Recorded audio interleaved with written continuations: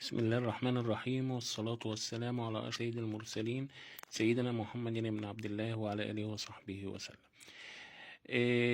سنجد أن القرآن الكريم يثبت نبوة إسرائيل عليه السلام، وأنه يعقوب، وأنه من بني إسرائيل، وأنه يعقوب، وأن بني إسرائيل هم أسباط يعقوب، وليس كما يزعم مؤلف كتاب البرزخ المدعو رامي نبيل أن بني إسرائيل ليسوا من ذرية نوح، استنادا للآيات 2 و 3 من سورة الإسراء لقوله تعالى: وآتينا موسى الكتاب وجعلناه هدى لبني إسرائيل ألا تتخذوا من دوني وكيلا ذرية من حملنا مع نوح إنه كان عبدا شكورا.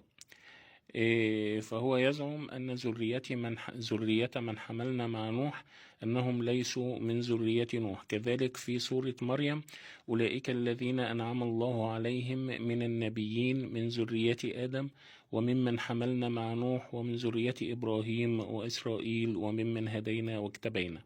فهو يزعم هو ورابه ممن يقولون أن إسرائيل ليس يعقوب، أن إسرائيل لو كان من ذرية إبراهيم لما ذكر معه، لأن إبراهيم ذريته إسحاق ويعقوب،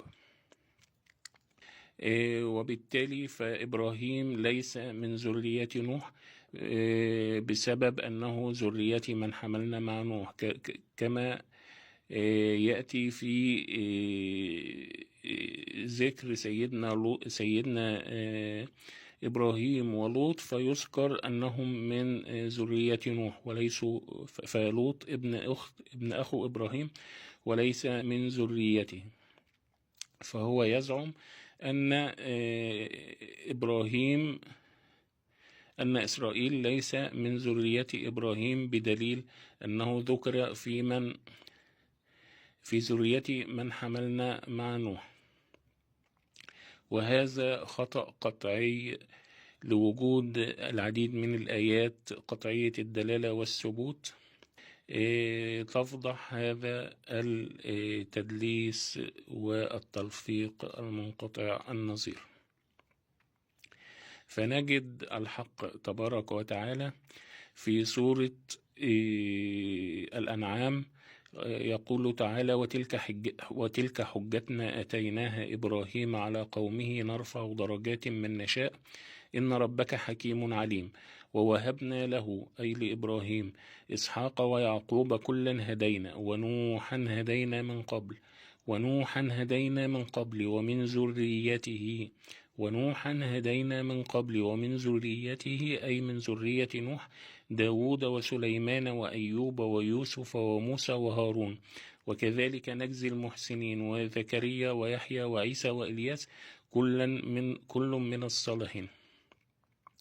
إذن فكل هؤلاء من المعلوم أنهم من أنبياء بني إسرائيل، وذكروا في ذرية نوح: ووهبنا له إسحاق ويعقوب كلا هدينا ونوحا هدينا من قبل ومن ذريته أي من ذرية نوح داود وسليمان وأيوب ويوسف وموسى. فموسى مذكور في ذرية نوح عليه السلام، إذن فهو ليس ممن حملوا مع نوح، وبالتالي فهم ذرية غير ذرية يعقوب. القرآن يكذب ذلك ويثبت أن موسى وأنبياء بني إسرائيل هم من ذرية يعقوب عليه السلام ومن ذرية إبراهيم ونوح. فنجد يوسف عليه السلام من ابن يعقوب وابن إسحاق، وإسحاق ابن إبراهيم بنص القرآن في العديد من الآيات. فيوسف من ذرية إبراهيم، ومذكور في الآيات أو آية 83 و 84 أنه صراحة من ذرية نوح، فهو من ذرية نوح وإبراهيم ويعقوب. إذن كل أنبياء بني إسرائيل ذرية واحدة. فإذا كان يوسف متقدم عن داود وسليمان وأيوب وموسى وهارون فهو من أجدادهم.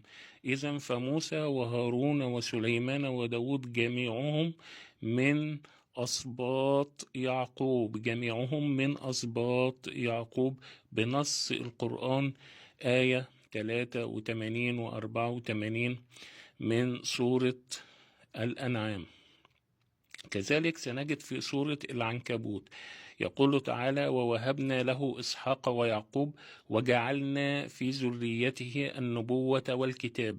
إذن فالحق تبارك وتعالى يقرر أن ذرية إبراهيم جعل الله فيها النبوة والكتاب.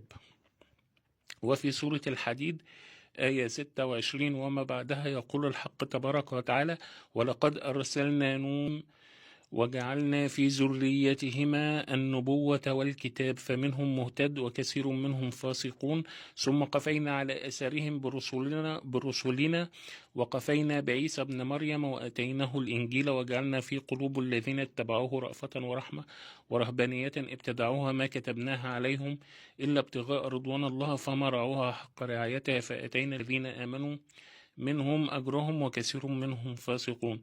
صدق الله العظيم. فالآيات تقرر أن الأنبياء من بعد الطوفان جميعهم من ذرية نوح وإبراهيم عليهما السلام،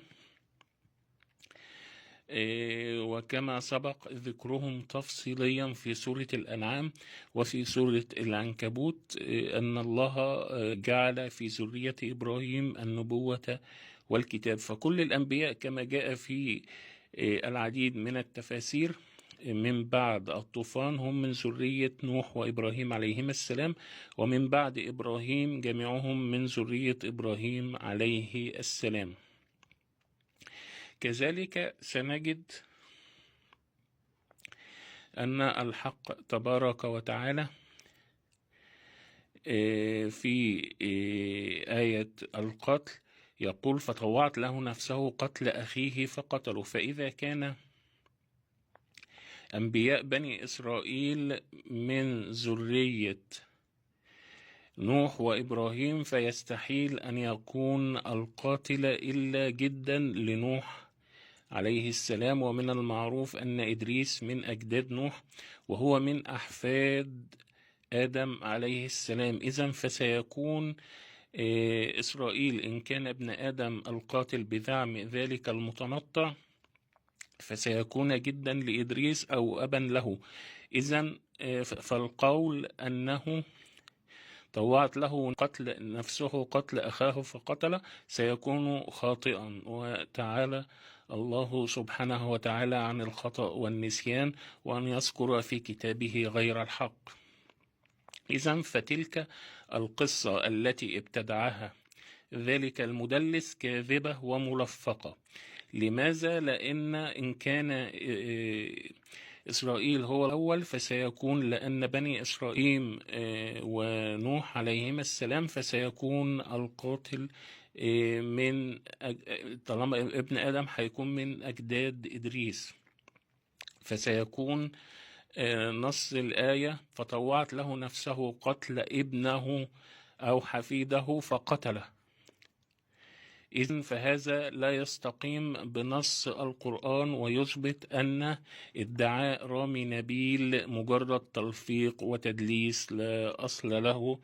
وشكرا، ونستكمل باقي استعراض كم التدليس والتلفيق الموجود بالكتاب الذي يخالف التاريخ الفرعوني والآثار وتاريخ الآثار كما يخالف القرآن والسنة صراحة. ثم يأتي هذا المتنطع ليزعم أن ذلك الكتاب